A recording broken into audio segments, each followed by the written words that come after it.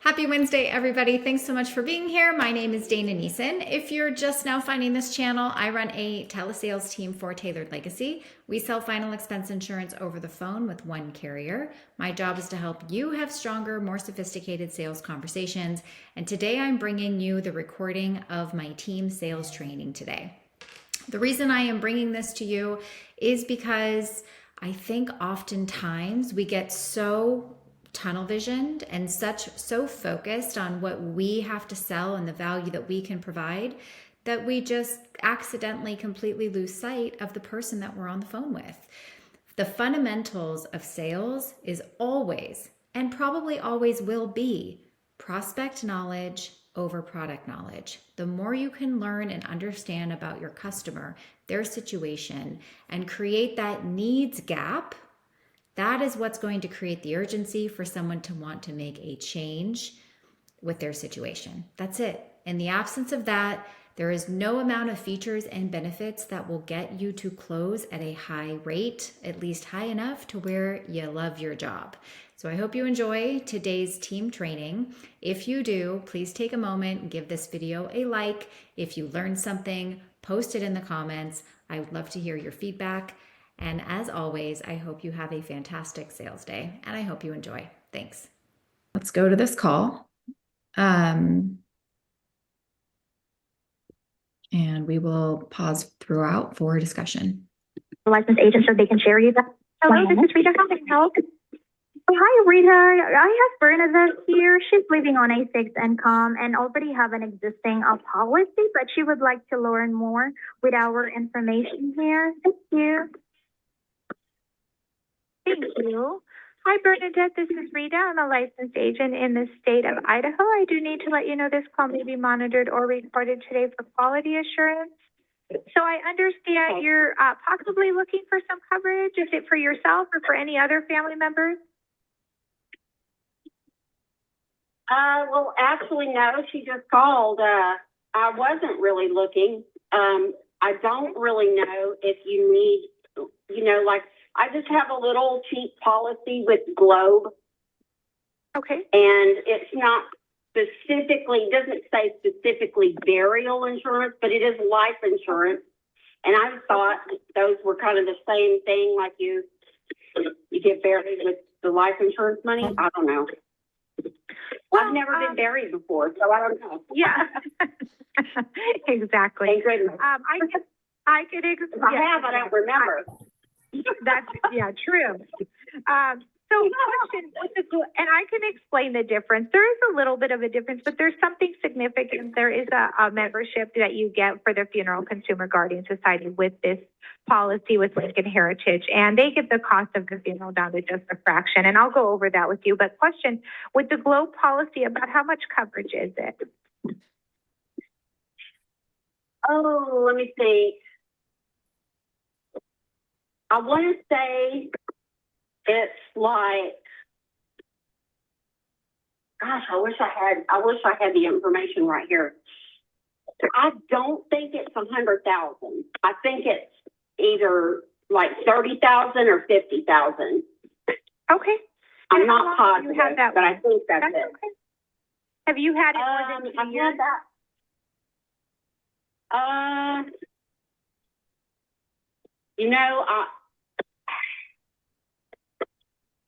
I'm not sure if they stopped it, and then I got mail because I moved a couple of last year. I moved, and I don't know if I let it lapse and then I started it again. I don't really know. And then I have a credit union in Alabama. That account is open, but I don't really use it. But I let it sit there because I'm a member. I get 10,000 off of that.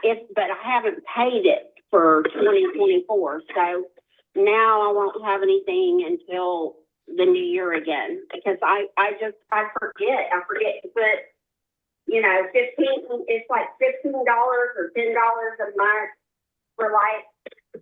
I want to know the 10,000 up to 10,000 is free, and then because you're a member, and then if you want to add So, what's like the most affordable is that you have? So, question, Bernadette, are you leaning more towards a cremation or a traditional burial with casket, plot, vault, headstone? It's a traditional burial. Okay. And do you have anything prepaid yet? Like, do you have your plot prepaid for? No, I'm so poor, I haven't even done that. That's okay. So traditional burial, and you're in Idaho, is that right? Yeah. It shows zip code 83805, is that correct? Yes. Okay, because I can put that into the policy, and I'll explain some things as I was sharing with you that come with this. So we can put you in a very like modest burial. Are you living on a fixed income? I am.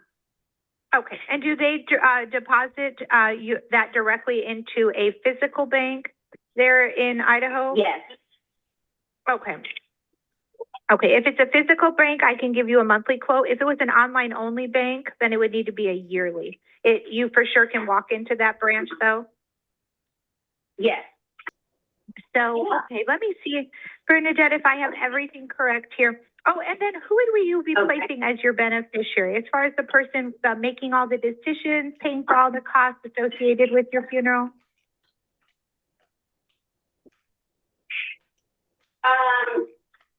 Is the beneficiary supposed to be the person that pays for the funeral? So whoever you want to leave this policy to would be the person that, let's say that would be going down to the funeral home, making the decisions, paying for all the costs associated with it. Okay. Okay. And I would say after I decide if I can afford it and however much I get, is good as it gets. And I say that because I have a lot, I have that one policy and my son is the beneficiary. And then I have the one at the credit union that I can get, I have 10,000 on top of that, and I might just, if I reinstate that one, then I could give that to the middle child because she needs the most. Right now, like she needs a car and no one would even have to know about that policy, Okay. Okay. Right? So do you have like two children? Kids, A son? Oh, 3 children? Okay. right? Sure. I have Yeah, 5 you would children. just, oh, you have 5. Oh, what a blessing. Okay. Yeah. Yeah. So we would list whoever you want. All we're going to do is if you choose this is the right fit for you, we just list the first and last name and their phone number for the day of your passing. And then when we mail you out the policy in the mail, we're going to send you out ID cards. Okay. And you're just going to give it to the beneficiary and they keep it in their wallet. The day you pass, they call us and we'll go ahead and pay them that day without the death certificate, which is unusual.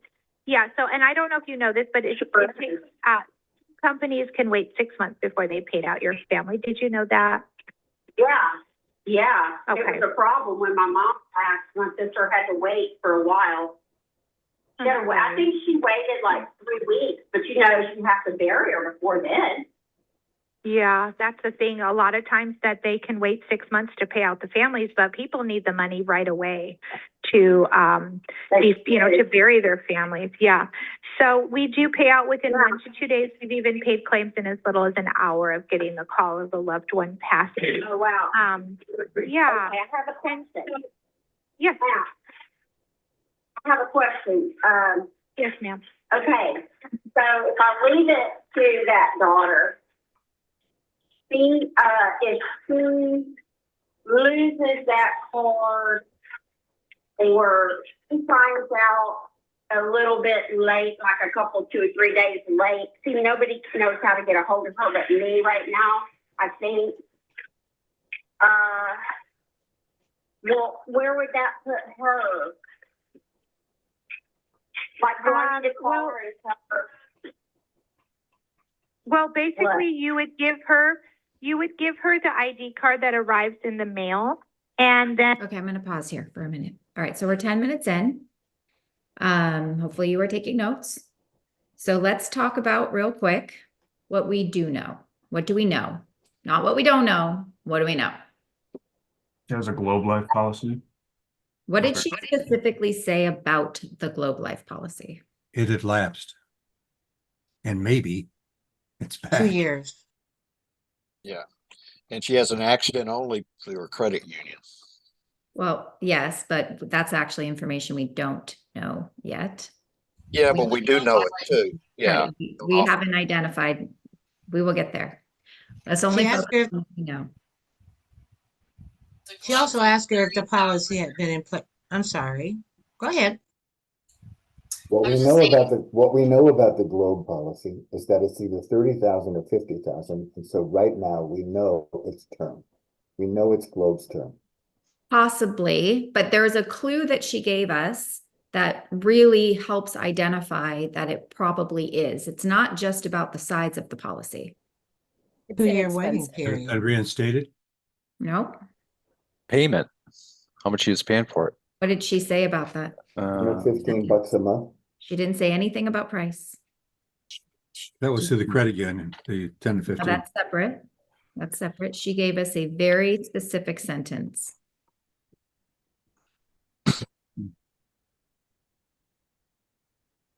No one heard Has that? the it's, policy been burial in place insurance? quite 2 years yet?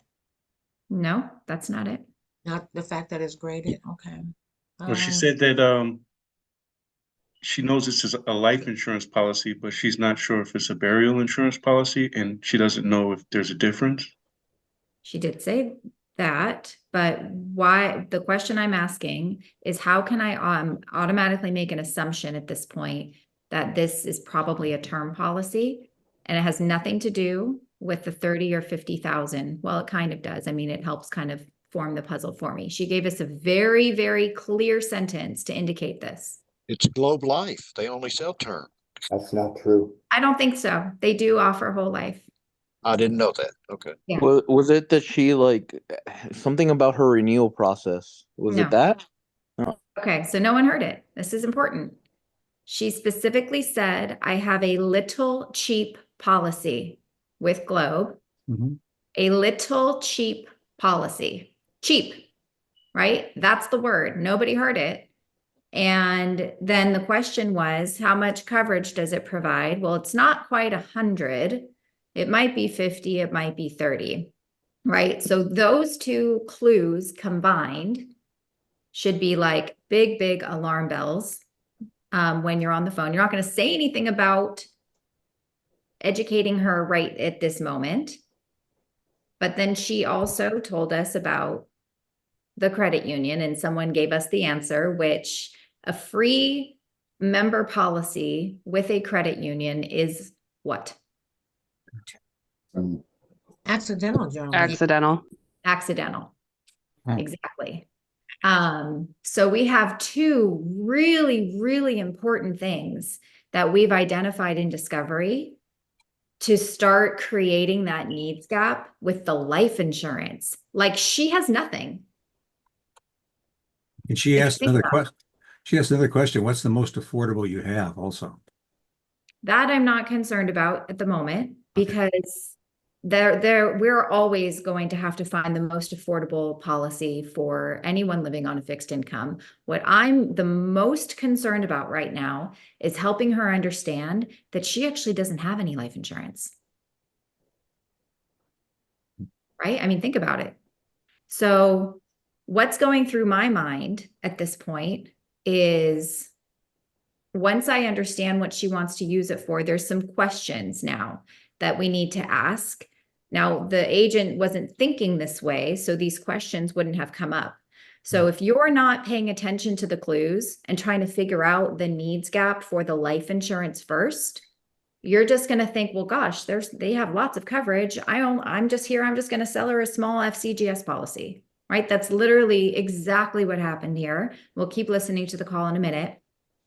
So, but I don't really know what the need is.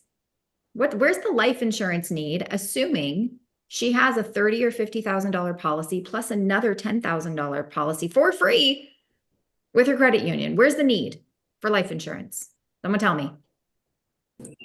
It's guaranteed for for a whole life, and the other one's Wait, no, hold on. So The we're making needs all over the assumptions. place. That lady literally has nothing, like you said. But hold on, the question I'm asking is, in the customer's mind, she has a $30,000 or $50,000 policy plus a $10,000 policy from the credit union. In your customer's mind, where is the need? There is no. No need. There's no need. There's literally no need. So in the absence of a need, the FCGS isn't going to save us. No. Right? That should be like clear as day. There is no need. It is up to us to listen for those clues and start establishing that need. That need has to be so big, right, that we're creating so much doubt. So there's a couple different ways here that once we kind of get through some of these questions, we need to be asking some clarifying questions here. So did anybody write any clarifying questions from what you heard in Discovery? She never asked what her intention was, why she purchased the policies, and what the intention was behind the purchase. And what expenses is she most concerned about? She She did mention a lot about the kids needing stuff, but what about her? She didn't talk about term versus whole. No, not yet, because we're not there yet. We're only in Discovery, right? We're only in Discovery right now. I'm asking for clarifying questions for the information we got in Discovery. So we know that she has 30 or 50,000. We know she has 10,000 with the credit union. This is what we know. Even though we know what it is in the customer's mind, this is what she has.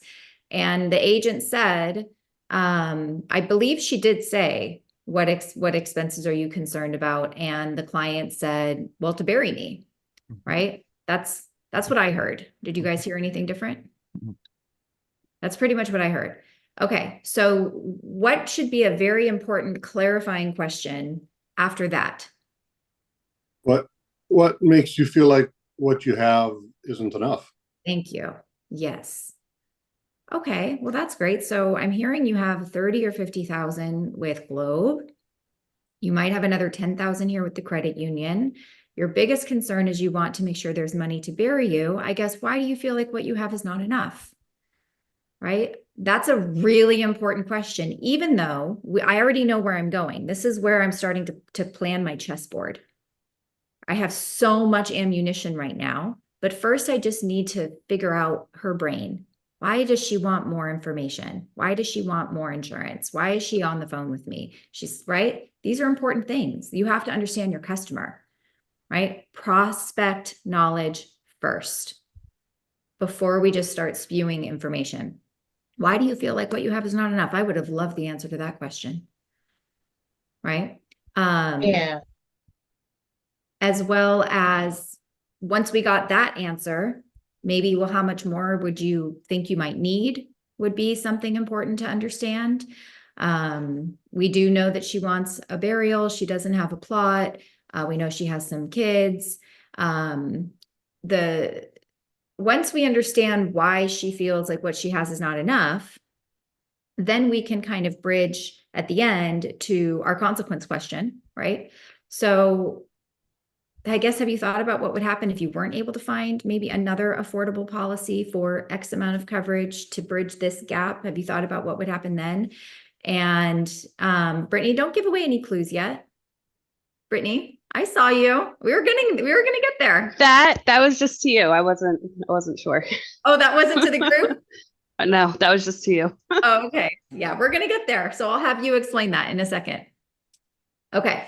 But right here, we have so much ammunition right now that all I'm trying to do is just kind of get through Discovery and understand the customer's mentality. Okay. Does anybody have any questions about that? Would it have been appropriate to ask her, was she looking to increase or replace? I think asking the question of why do you feel like what you have is not enough is sort of a different way of asking that. That's true. Yeah. Right. For sure. Any other questions about Discovery? Well, we know she's never been buried before. We do know never been buried before. But okay, so now let's reflect on what we heard. Okay, before we move on. So now knowing how important it is to just kind of stay patient, stay the course, understand our customer. Do you now hear how much we don't know now because we just let in with a bunch of assumptions and here's how we're going to save the day? Show of hands, how clear is that for everybody? Everybody's hands should be up. That should be so clear that we're all guilty of just not taking a minute and just asking questions to understand our customer before we go in and figure out if what we do can even help. So you should be identifying in your head this needs gap when you're in discovery. Is there a need for life insurance, right? If there's no need for life insurance, we have to find the need. We found the need, but we didn't explore it, right? Okay, so now that we have two really, really big pieces of information, Brittany, after discovery, what would be maybe an appropriate way to bring up and start the conversation about what she has? I would suggest to do a policy review. So call Globe Life and see if the policy is even enforced, what type of policy it is. See if there's any cash value or anything like that. If it's term, there's not going to be. I would even go as far as calling her credit union in Alabama to see what type of life insurance policy that 10,000 is. Like, obviously we know it's accidental because banks and credit unions can't offer that whole life insurance, but let the company tell the client what she has, what she doesn't have, and help us sell the final expense policy. Yes, so that's the plan, right? But the way to introduce it is also really important, because we don't want to make people get defensive on what they have. So we have to tread lightly.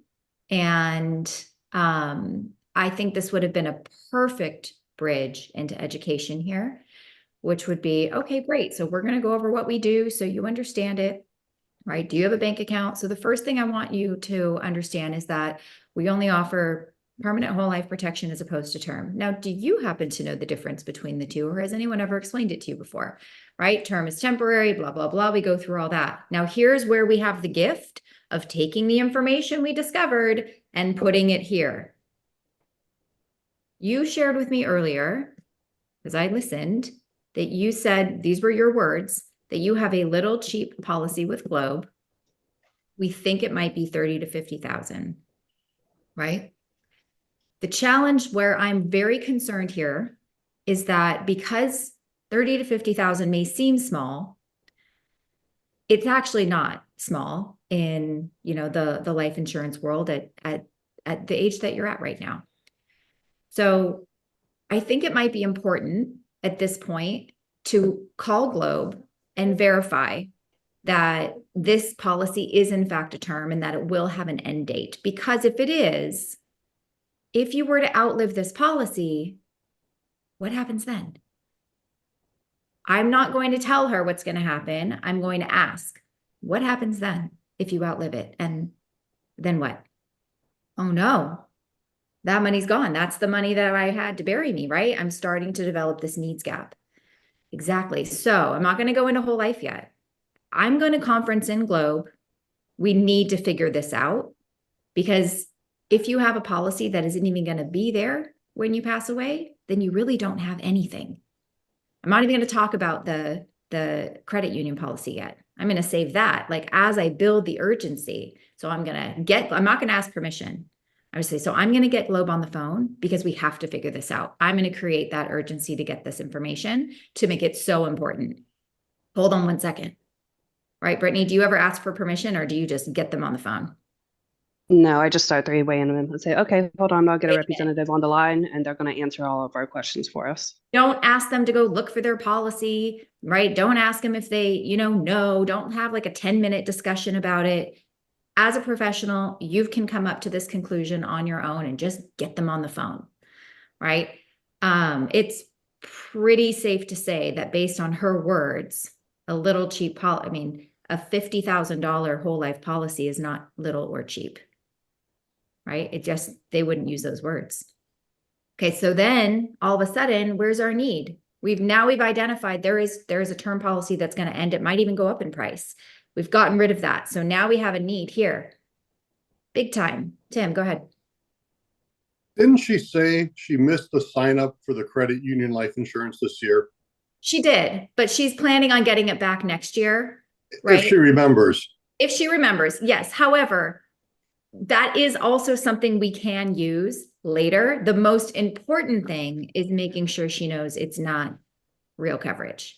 Okay, so once we get off with Globe, oh my God, right? So now that we know that, she might even cancel it on the spot. Who knows? She might keep it if it's cheap enough.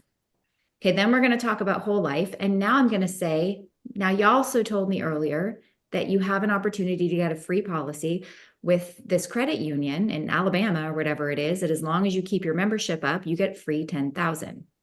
Because I have already proved myself as being the expert by calling Globe, do you think she's going to believe me when I tell her that she only has accidental? I probably don't have to call the credit union unless I'm sensing some doubt. Right? Absolutely, she will. So at this point, the only type of coverage you have, if you do remember, right, as to Tim's point, to renew that membership is accidental. So if you pass away at a nice old age from your health, your heart just stops and says it's time to go, what insurance do you actually have? You have nothing. I need her to say that. Now, where's my need for the life insurance? Huge. So high. So high. I haven't even said anything about the FCGS. Nothing. Because it doesn't matter yet. So now I have this huge needs gap, which now what that's going to do is create urgency to fill that need. But that doesn't guarantee that she's going to fill it with me. Right? Because I still have to give her an affordable price for an amount of coverage that she could potentially shop around with. I'm giving her a bunch of education and ammunition that she could just use to go shop a bunch of life insurance companies with now. Right? So then when we bridge to FCGS, after we now have identified that there is a true need for life insurance, now we're going to talk about, so if you do choose to get this with us, and you want it for your burial, now you already know what happens next, right? So anyone have any questions about that? What I just took you through there? Because we're going to listen to some more of this call. Okay. And what we would Okay. do is, she keeps it in her wallet. And then when you pass, or if you ever got placed, God forbid, on hospice care, all she would do is give us a call, and we would go ahead and we would get the 4 quotes in order. Your policy comes in. I was going to go over this a little bit later, but since you asked, I'll share it with you now. Your policy is going to come with a free membership to the Funeral Consumer Guardian Society, and they're a nonprofit organization, and they used to have funeral homes in Indiana and cemeteries. So they left the family business to open up this nonprofit. So they're advocates for her. They're going to make sure she's not overcharged or taken advantage of. And they get the cost of your funeral down to just a fraction. Yeah, so she's not going to pay full price. So this could mean one of two things. You can either put yourself in a smaller policy just to cover the burial expenses, or you can even add a little bit extra as a gift for her. That's entirely up to you. But you're just going to tell her to keep that ID card in her wallet. If you ever got put on hospice, she lets us know, or if it was a sudden passing, she would let us know at that time. And we'll be there to help her we'll advance the money she needs to pay for the funeral before the death certificate is received. And then we are advocates for her and her family. So she will not be overcharged or taken advantage of. And then this policy is a whole life. So it's not, it's not a term. Do you happen to know the difference between the two? I know that if you're young, you get whole life, so you can cash it in to buy a house if you have to. And the other one, you don't do that because that's for last minute, just bury it and say goodbye. Okay. Right. Okay, perfect. Yes. Well, can I just fill you in on a few gaps? Okay. Okay. So, the term policy, you actually know more than a lot of people. You're about 95% of there. So the term, yeah, it's in place. And I show here date of birth for you, 10/9/58. Is that correct? Yes, that's for me. Okay. Okay. And how old are you? I'm 65. I'll be 66 in October. Okay, 65. Okay, perfect. So with a term, it's in place for, let's say you did a 10-year term. All that money paid into it monthly is lost at the end of the 10 years. They go up in cost every 1 to 2 years. And then if your health should change at the end of 10 years when you go to reapply, they also increase the cost for any health issues. And then at age 80, you're uninsurable with a term. They'll no longer renew you. But a whole life is the exact opposite. And if once you're approved, your payment never goes up, your coverage never goes down, and it never is canceled at any age. So these are typically the types of policies people get to make sure funeral costs and final expenses are paid for because it is permanent. So does that part make sense? Yeah.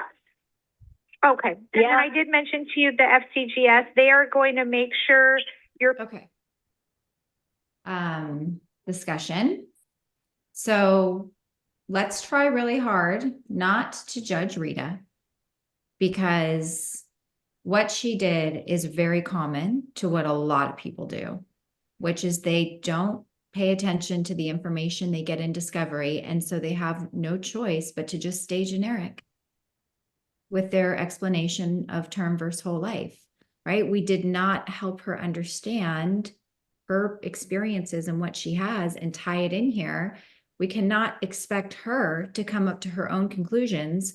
Wait, so maybe the policy I have with Globe is term. Is that going to cancel? Like, that's not going to happen. Okay, who has some thoughts about what we just heard?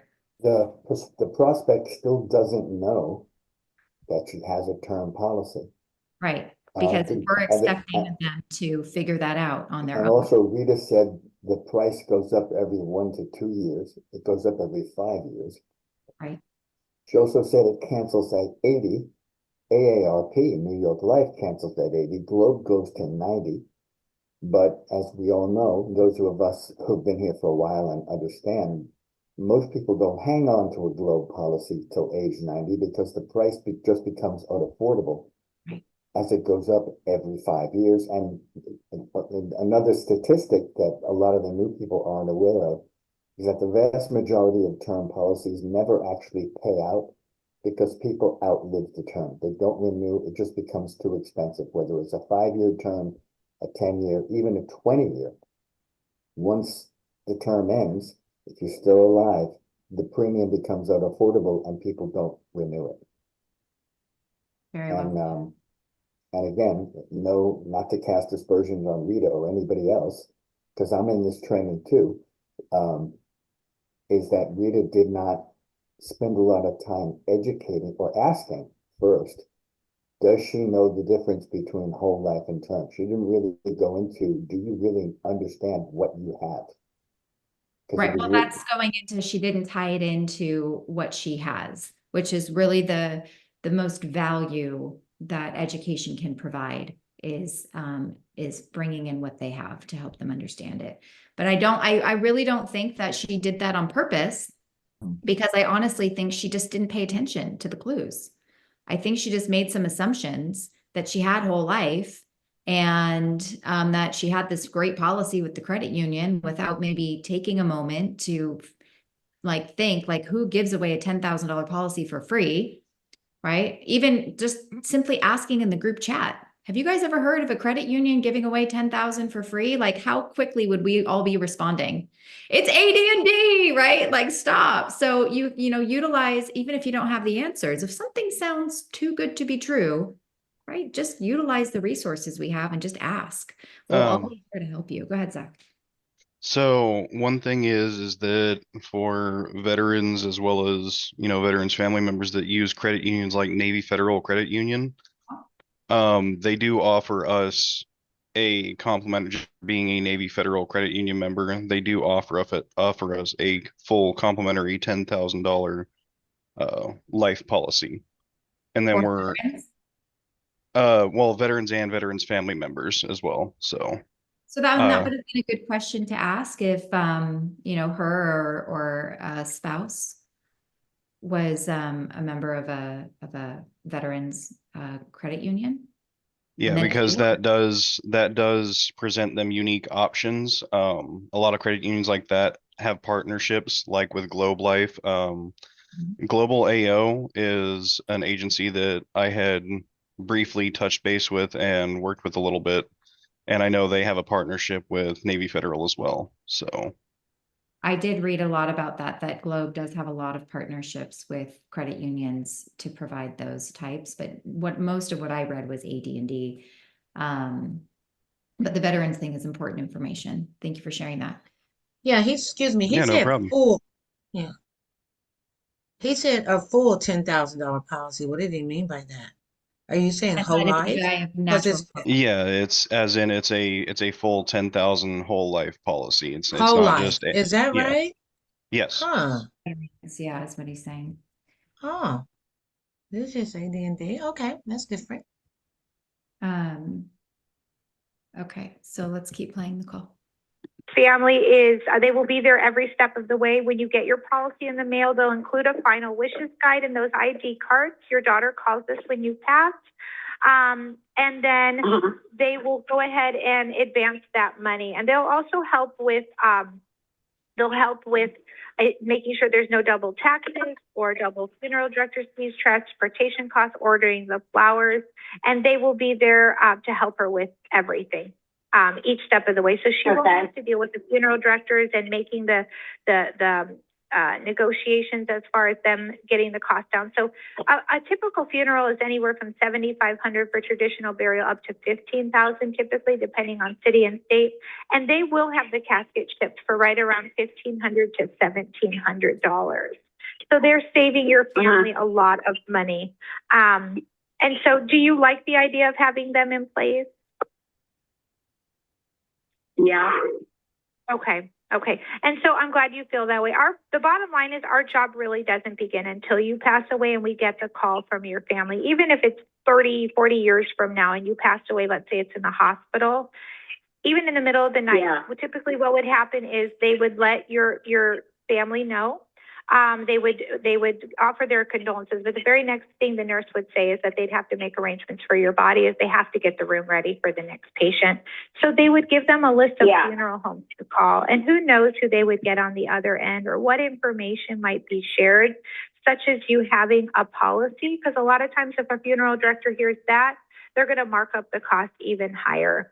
And sometimes they'll even ask your daughter to sign the policy over to them, making that sound like it's a really great idea and that they can expedite everything. But once they get the policy in their hands, they're going to mark up the cost so high that very little, if anything, would be given back to your daughter. Wow, but instead that's of doing nuts. any of that, I know, we've heard of it many times. I've even had clients tell me sleep at night with themselves.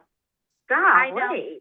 I've had people tell me that they think it's a good idea. They've done that, and I'm just thinking, oh my goodness.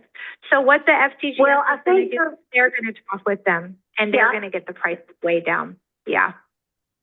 Okay. Yeah. Well, so now, I have your. Go ahead.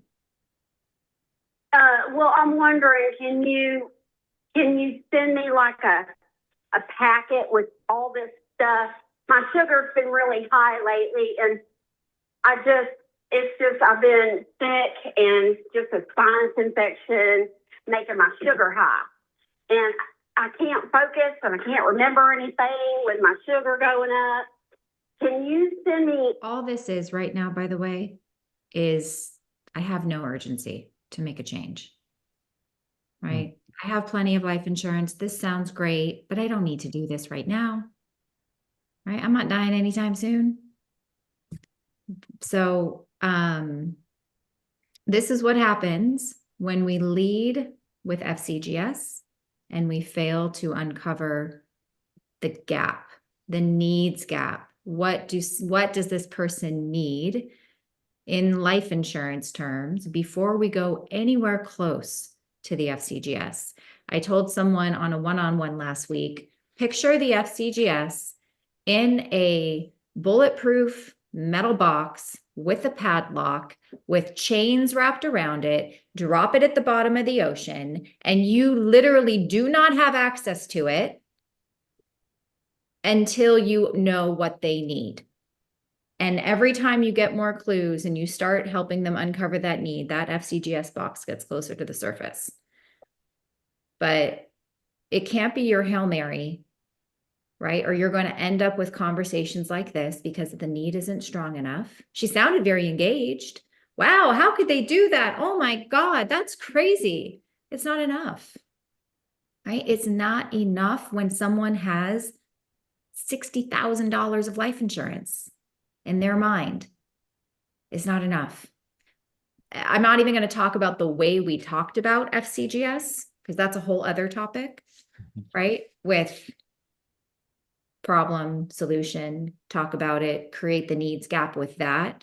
The way that just listening to it, it's a lot of information and very overwhelming to hear, right? When we describe it that way, when we're the ones that are doing all the telling and we're the ones that see all the need and we love it so much and you have to have it. Even the way that was delivered was very overwhelming. That's for another training topic day. Today is just don't lead with the FCGS, because you will end in, I want to think about it, send me the information, or $15 policies.